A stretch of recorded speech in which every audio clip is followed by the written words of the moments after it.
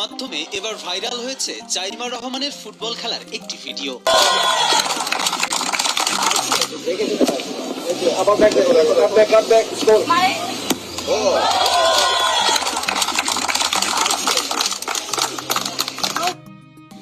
সালোয়ার কামিজ পরে পা পায়ে নিখুঁত গোল।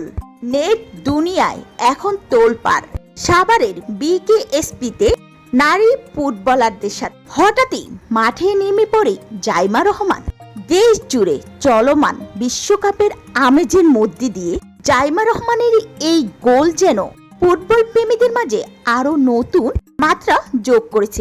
চমৎকার এক গোল করে সামাজিক যোগাযোগ মাধ্যম থেকে শুরু করে সর্বোচ্চ আলোড়ন সৃষ্টি করেছেন আর ঐতিহ্যবাহী পোশাকে দেখালেন তার ফুটবল স্কিল।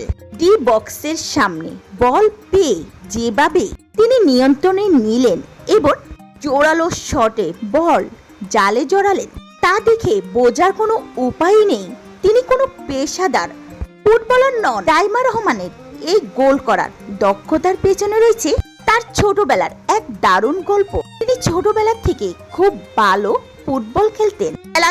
খেলাধুলার প্রতি তার ভালোবাসা ও দক্ষতার কারণে তিনি একসময় বিখ্যাত ইংলিশ ক্লাব চেলসির বয়সভিত্তিক নারী ফুটবল দলে গোলকিপার হিসেবে সুযোগ পেয়েছিলেন।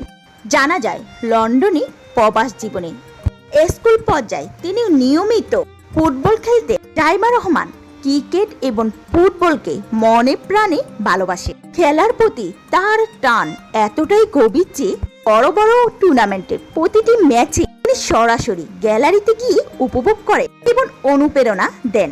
বিকেএসপি মাঠে ফুটবলারদের অনুপ্রাণিত করতে তার এই অংশগ্রহণ এবং গোল ফুটবল অঙ্গনে বেশ ইতিবাচক সাড়া ফেলেছে। তবেও ঐতিহ্যবাহী পোশাকে জাইমা রহমানের এই নান্দনিক গোল আপনার কেমন লাগলো অবশ্যই ভিডিওটির নিচে কমেন্ট সেকশনে জানাতে ভুলবেন না।